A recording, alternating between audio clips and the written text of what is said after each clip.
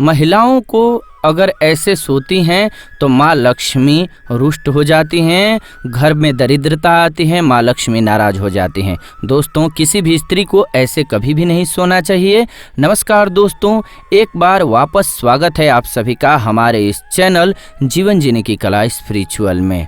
दोस्तों, हमारे प्राचीन ऋषि मुनि अत्यंत ज्ञानी और विद्वान थे। संसार के कल्याण के लिए उन्होंने ब्रह्मचर्य व्रत का पालन करते हुए जप तप करके महान कार्य किए। उन्होंने अपने योग, विद्या और अनुभव के आधार पर प्राचीन शास्त्र और पुराणों का निर्माण किया और देवताओं द्वारा प्राप्त ज्ञान को भी मनुष्यों तक पहुंचाया अपने माध्यम से। हमारे धर्म शास्त्रों में स्त्री और पुरुष दोनों के लिए ही महत्वपूर्ण नियमों का वर्णन किया गया है। सुबह जगने से लेकर के रात्रि को सोने तक किए जाने वाले सभी नित्य कर्मों से जुड़े महत्वपूर्ण नियमों के बारे में हमारे शास्त्रों में बताया गया है। एक मनुष्य को उत्तम स्वास्थ्य की प्राप्ति के लिए अपने शरीर को कैसे शुद्ध रखना है और इस शरीर को पवित्र करने के लिए नित्य कौन से कार्य करने चाहिए, इसका वर्णन भी हमारे विद्वान ऋषियों ने किया है।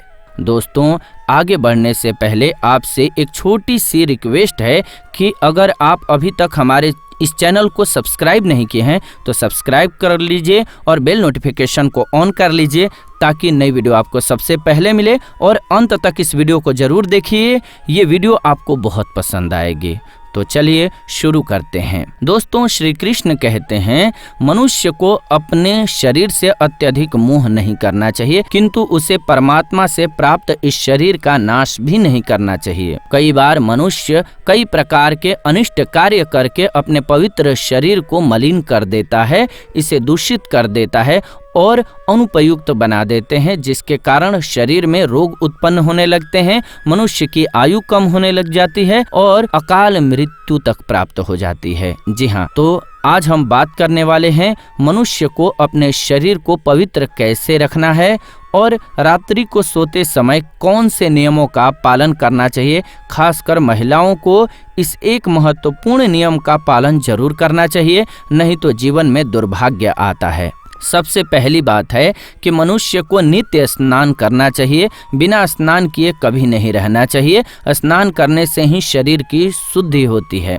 स्नान करने के बाद मनुष्य पूजा इत्यादि धार्मिक कार्य के योग्य बन जाता है। बिना स्नान किए कभी भोजन और पूजा पाठ नहीं करना चाहिए।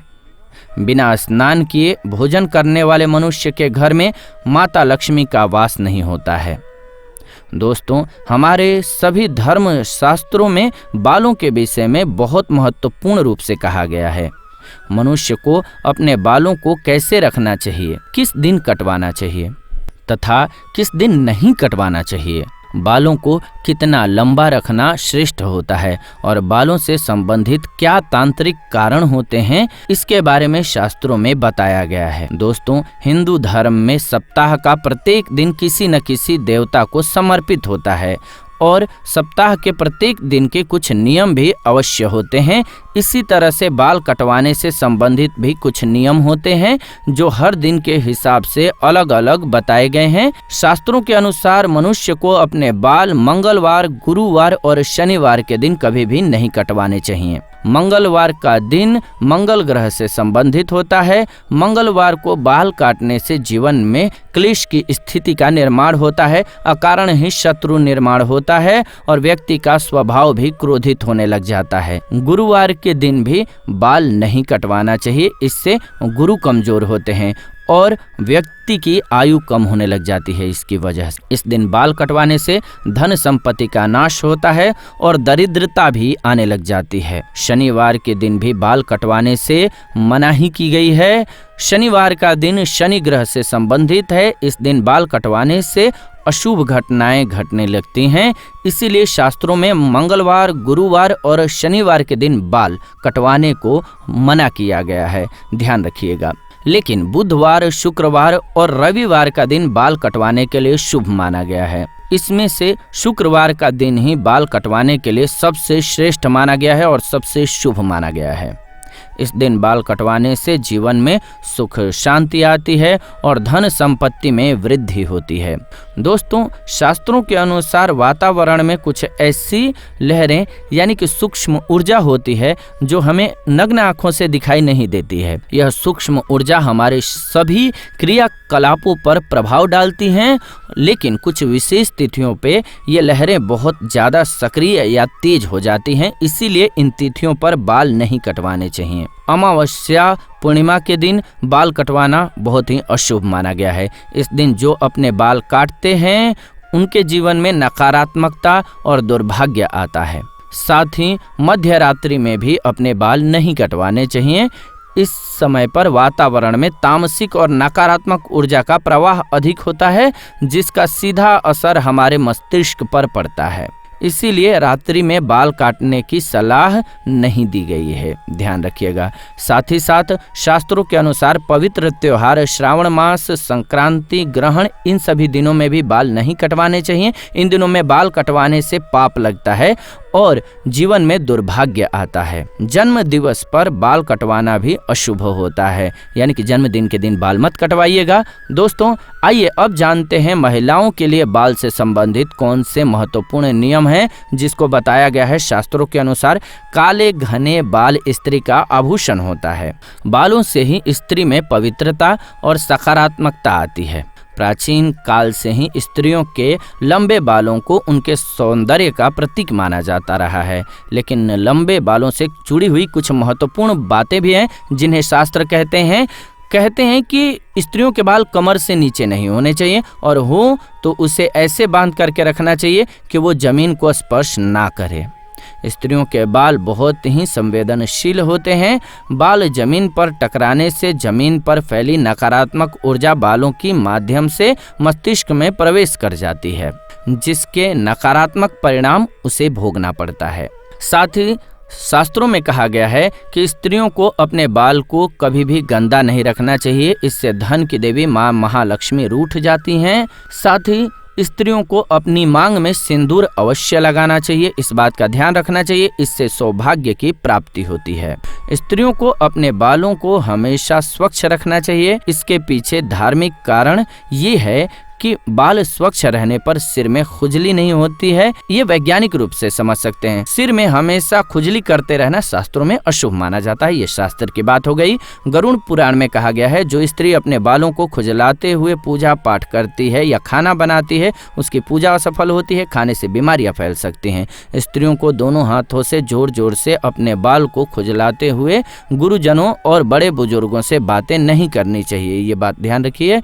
बालों को झाड़ते समय जो बालों का गुच्छा निकलता है उसे अच्छे से फेंकना चाहिए, यहाँ वहाँ नहीं फेंकना चाहिए, नहीं तो उसका दुरुपयोग हो सकता है। इससे टोने टोटके भी हो सकते हैं। तंत्र मंत्र साधना जादू टोने में लंबे बालों का उपयोग बहुत किया जाता है और इसका असर जिस व्यक्ति के बाल हैं उसके ऊपर पड़ता है, ये ध्यान रखिएगा। इसीलिए यहाँ वहाँ नहीं फेंकना चाहिए। इसीलिए महिलाओं को अपने बालों को हमेशा ही संभाल करके रखना चाहिए। शास्त्रों के अनुसार मासिक धर्म के 3 दिनों तक स्त्रियों को अपने बाल नहीं धोने चाहिए, साथ ही अपने बाल कटवाने भी नहीं चाहिए। जी हाँ, उन 3 दिनों में वैज्ञानिक दृष्टिकोण से देखें तो मासिक धर्म के समय हमारा शरीर बहुत कमज़ोर होता है और इस समय कोई भी ऐसा कार्य नहीं करना चाहिए जिसमें अधिक ऊर्जा की आवश्यकता होती है। कभी भी सूर्यास्त के बाद या सूर्यास्त के समय बाल नहीं धोने चाहिए, ऐसा करना अशुभ माना जाता है। दोस्तों, इन बातों को ध्यान रखते हुए आइए जानते हैं स्त्री और पुरुष को कैसे सोना चाहिए। शास्त्रों के अनुसार सोते समय अपना सिर हमेशा पूर्व या फिर दक्षिण दिशा में करके सोना चाहिए। उत्तर या फिर पश्चिम दिशा में सिर रखकर सोना अशुभ माना गया है। दक्षिण मृत्यु की दिशा मानी गई है। इस दिशा में अपने पैर कभी नहीं रखने चाहिए।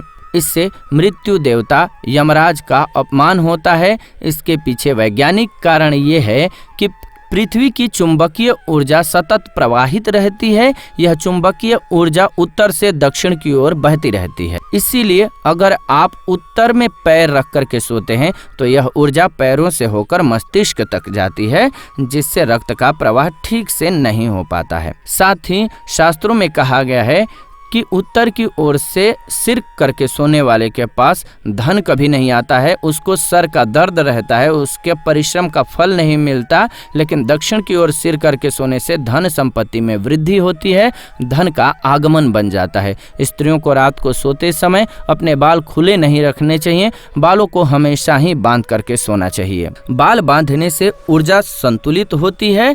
बाल खुले रखकर सोने वाली स्त्री के घर में माँ लक्ष्मी का वास कभी नहीं होता है और हमेशा धन से जुड़ी हुई समस्याओं का सामना करना पड़ता है। तो दोस्तों, इस प्रकार से शास्त्रों में स्त्री और पुरुषों को सोते समय नियमों के पालन के बारे में बताया गया है, जिसका खासा ख्याल हम सभी को रखना चाहिए। अगर इन नियमों का पालन करते हैं तो आपको साइंटिफिक रूप से भी फायदा होता है, इसीलिए धार्मिक रूप से इन बातों को कनेक्ट भी किया गया है, ये भी जान लीजिए, क्योंकि इसका लाभ होता है। अगर आप ध्यान रखते हैं, अपने बालों को कहीं नहीं गिरने देते हैं, तो अस्वस्थ नहीं होंगे, और अस्वस्थ नहीं होंगे तो पैसे तो वैसे ही बचेंगे घर में, और आपका फिटनेस भी सही रहेगा, क्योंकि बालों में हाथ लगाया, खाना बनाया तो उससे नुकसान होता है। इसलिए पूजा पाठ में भी कहा गया है, या दूसरों से, बड़ों से बात करते हुए बालों में आप खुजली कर रहे हैं तेजी से, तो गंदा भी लगता है, अच्छा नहीं लगता है, इंप्रेशन भी अच्छा नहीं जाता है। तो इसीलिए बहुत सारे नियम जो बनाए गए हैं वो बहुत अच्छे बनाए गए हैं।